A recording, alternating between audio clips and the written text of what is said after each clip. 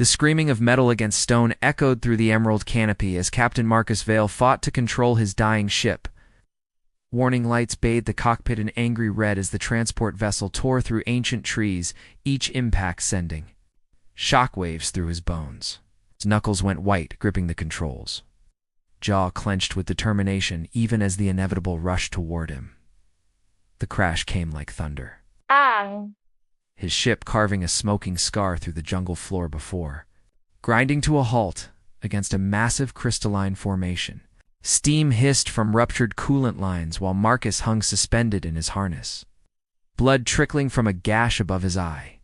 The acrid smell of burning circuits filled his nostrils as consciousness faded.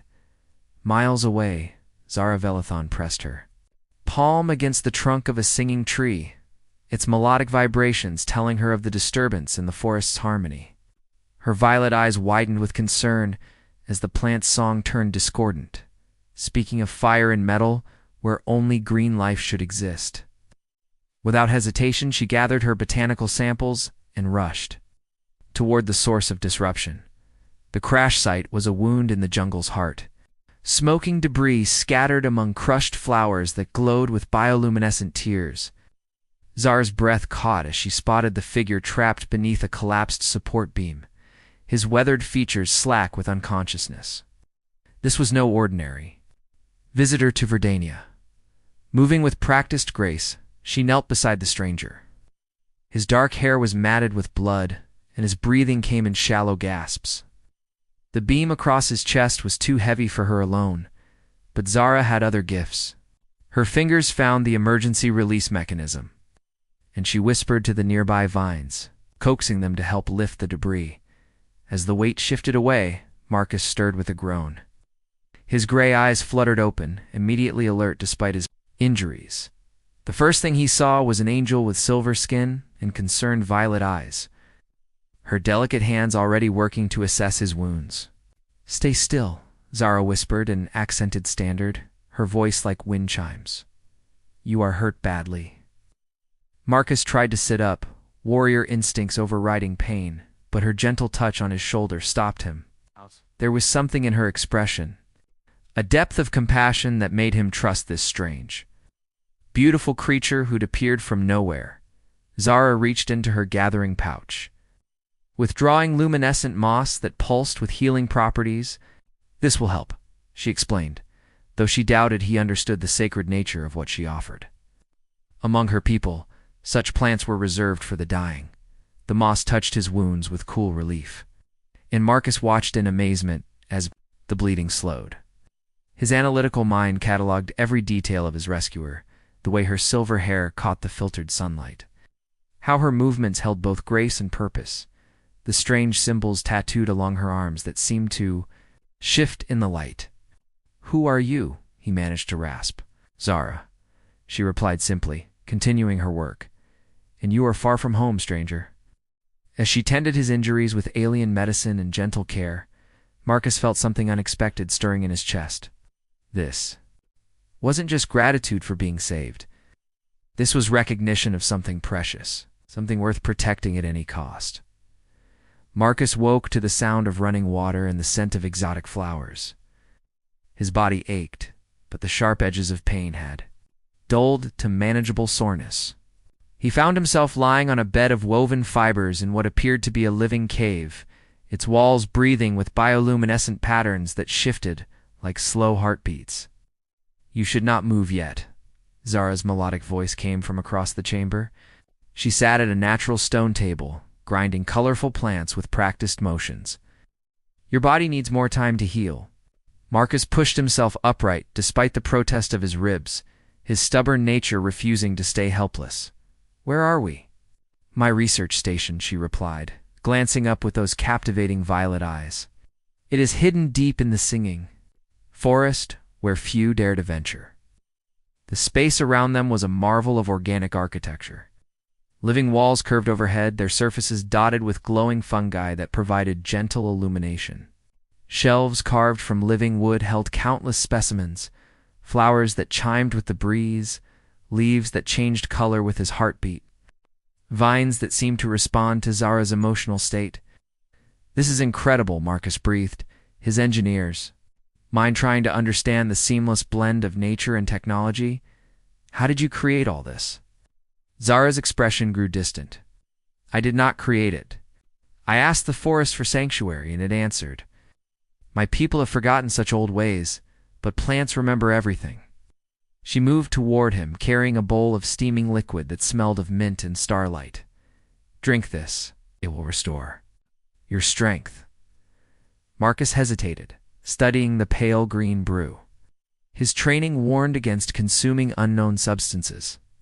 But something in Zara's patient gaze made him trust her completely. The drink was warm and soothing, sending waves of vitality through his battered body. Why are you helping me? He asked quietly. Your people and mine were not exactly allies. Zara settled beside him on the bed, close enough that he could feel the warmth radiating from her silver skin.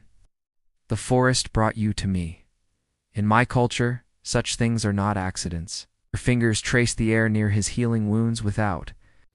Quite touching, and Marcus felt an electric tension building between them. She was unlike any being he'd encountered, alien yet familiar, ethereal, yet grounded in deep wisdom. What were you doing out there when you found me? He asked, genuinely curious about this mysterious woman who'd saved his life. Forbidden research, she admitted with a small smile that made his heart skip. I study plants that expand consciousness, that allow different species to truly understand each other. My government considers such work dangerous. Marcus caught her hand as it hovered near his chest, their fingers intertwining naturally. Dangerous how? Because understanding leads to connection, Zara whispered, her violet eyes locked on his. And connection threatens those who profit from fear and separation. The moment stretched between them, heavy with possibility. Marcus felt drawn to this brave, brilliant woman who risked everything for knowledge that could bridge worlds. She leaned closer, ostensibly to check his bandages. He didn't pull away. Your heart beats differently than mine, she observed, her palm flat against his chest. Faster, more urgent, as if you were always ready to fight or run. Maybe because I am, Marcus replied roughly. That's what keeps humans alive in a hostile universe. What if the universe is not hostile? Zara asked, her face inches from his. What if it is simply waiting for us to stop being afraid of each other? Before he could answer, her communicator chimed with an urgent signal that made her silver skin pale to almost white. The communicator's harsh tone shattered the intimate moment like glass. Zara's face transformed from serene to terrified as she read the glowing symbols, her fingers trembling against the device. They have found me, she whispered, backing away. From Marcus with growing panic. The Enforcement Guild tracked my research. They are coming. Marcus struggled to his feet despite the protest of his healing ribs. Who's coming? What's this Enforcement Guild? My government's hunters, Zara explained, frantically gathering her most precious plant samples.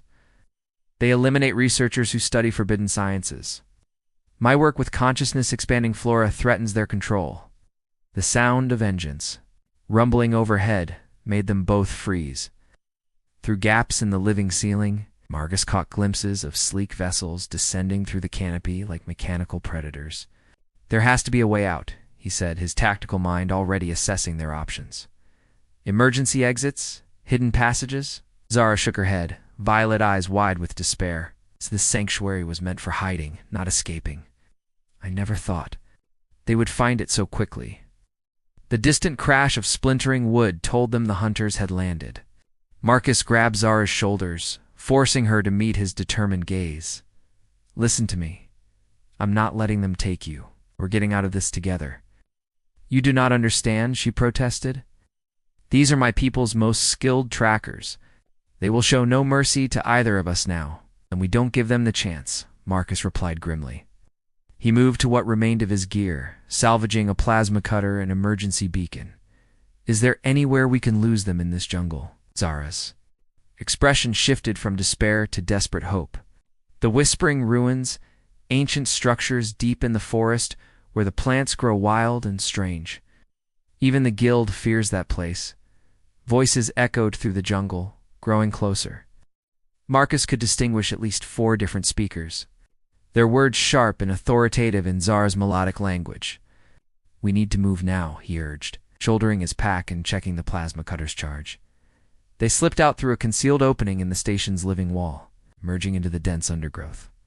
Marcus's human eyes struggled with the dim forest light, but Zara moved with natural grace through the tangle of glowing vines and singing trees. Behind them, the research station erupted in harsh light as the hunters found it empty. Angry shouts echoed through the canopy, followed by the whine of energy weapons destroying everything Zara had built. "My life's work," she whispered, la, tears streaming down her silver cheeks as they witnessed the destruction. Marcus caught her face in his hands, thumbs brushing away her tears.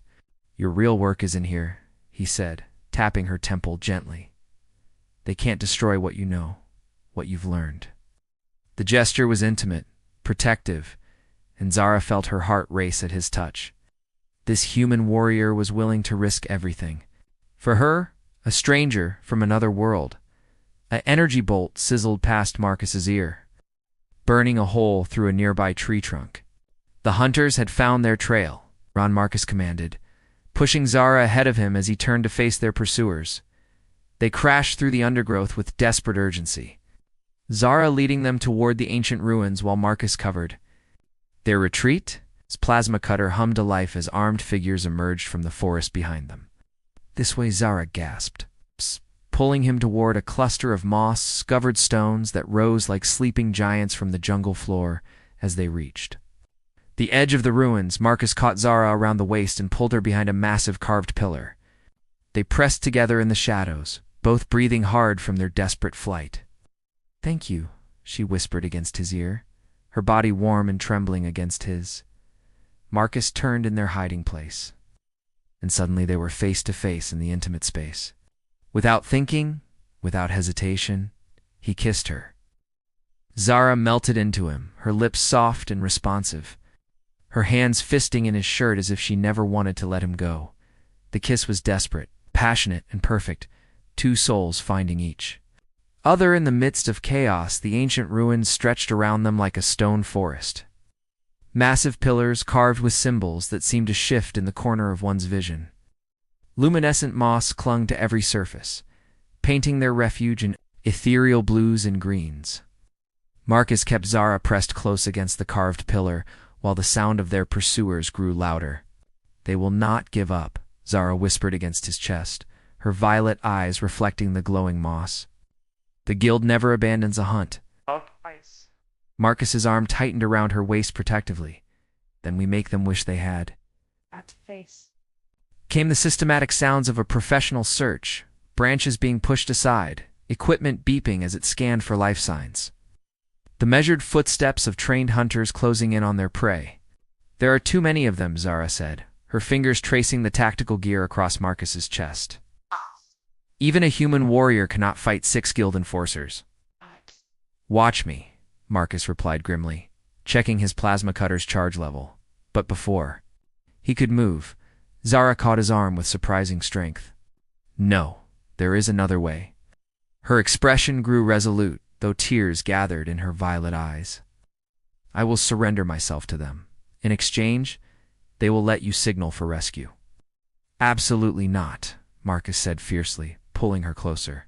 "That's not happening." "You do not understand," Zara insisted. "Among my people, I can invoke the right of exchange. My life for yours, freely given. They must honor it." Marcus cupped her face in his weathered hands, forcing her to meet his determined gaze. "Listen to me very carefully. I didn't survive 17 combat missions just to let the bravest, most brilliant woman I've ever met sacrifice herself for me." This human warrior spoke of her as if she were precious beyond measure, as if losing her would wound him deeper than any weapon. "In my culture," she whispered, "to speak so means you would claim me as your mate." "Then maybe I am," Marcus replied without hesitation, his thumb brushing across her silver cheek. "Maybe that's exactly what I'm doing." The hunters' voices grew closer, and Marcus could make out individual words in their melodic language, orders to surround the ruins. To take the researcher alive if possible. "Stay here," he commanded, pressing a quick, fierce kiss to Zara's forehead. But instead of charging out to fight, Marcus began studying the ancient pillars around them with tactical precision. His engineer's mind cataloged stress points, structural weaknesses, the way the massive stones balanced against each other. "What are you doing?" Zara asked, watching him work. "Something properly human," Marcus replied with a grim smile. "If they want to hunt us in these ruins, let's make sure they get the full experience." He aimed his plasma cutter at a specific point where three pillars met, the architectural keystone that held an entire section upright.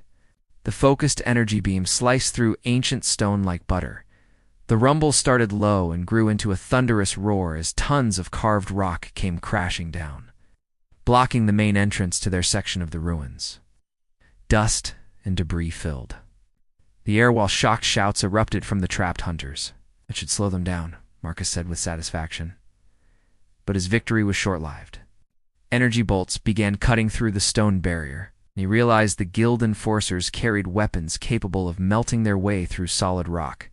Zara appeared at his side. It's no longer the frightened researcher, but a woman transformed by purpose. "If we are to be mates," she said with quiet dignity, "then we face this together." She pressed something into his hand, a seed that pulsed with warm light. "Plant this in the soil and speak your true name. The ruins will know you belong." Here, Marcus didn't question the mystical instruction. He'd learned to trust Zara's knowledge completely. The moment the seed touched earth and he spoke his name, the carved symbols on the pillars began to glow with responding light. "Now what?" he asked. "Now we run," Zara replied, grabbing his hand as passages opened in walls that had seemed solid. Moments before, the ruins remember those who honor them. Behind them, the guild enforcers finally melted through the barrier, only to find themselves in a maze of shifting stone corridors that bent and twisted according to ancient will. The mystical passages led them deep into the heart of the ruins, where a circular chamber opened beneath the alien stars. Ancient technology hummed to life around them, responding to the seed Marcus had planted and the bond forming between the wall. Human and the alien woman. "This is the chamber of binding," Zara whispered in awe, her violet eyes reflecting the gentle radiance that emanated from carved walls. "I thought it was merely legend." Marcus studied the intricate symbols that covered every surface, feeling their meaning resonate in his bones, despite not understanding their literal translation. "What kind of binding?"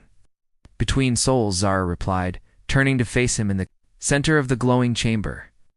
"The old texts speak of hearts that transcend the boundaries between species, love that bridges the gap between worlds."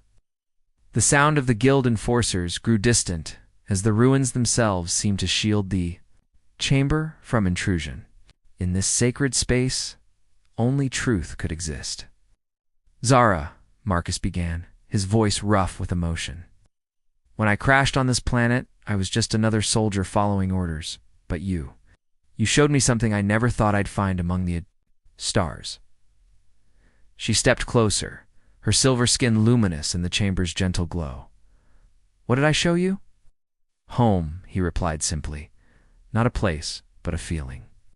The certainty that wherever you are is where I belong." Tears spilled down Zara's cheeks as she reached for his hands. "In my culture, such words are not spoken lightly. To offer your heart to another species requires a ceremony, a binding that cannot be undone." "Then bind us," Marcus said without hesitation.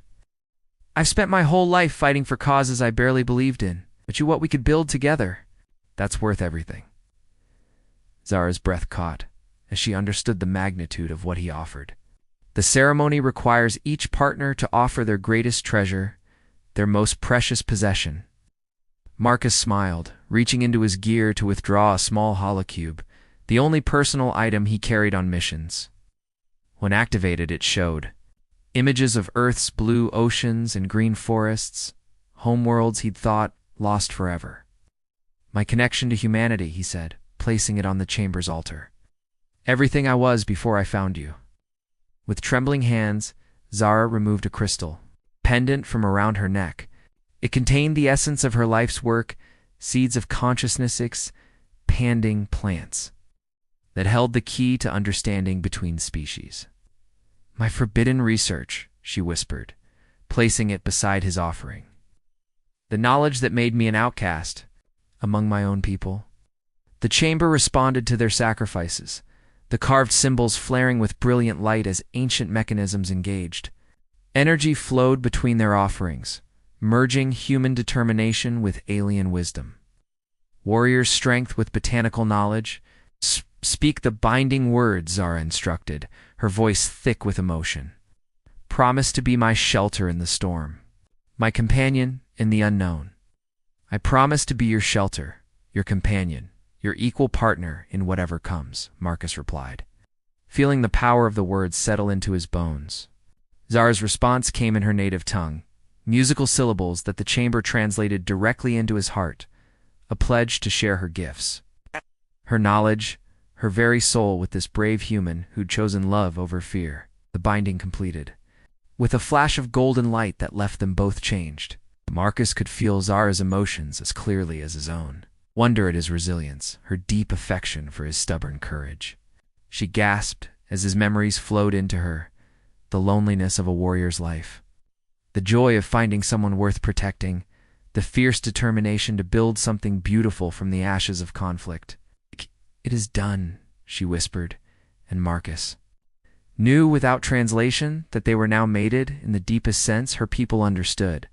When the guild enforcers finally reached the chamber hours later, they found it empty except for 2 seedlings growing from the altar, one bearing fruit that tasted of Earth's sunshine, the other producing flowers that sang with alien melodies. Miles away, in a hidden valley where crashed ships became gardens and human ingenuity merged with botanical magic, Marcus and Zara began building their new world together, a sanctuary where love transcended species and 2 hearts beat as one. Beneath the alien stars,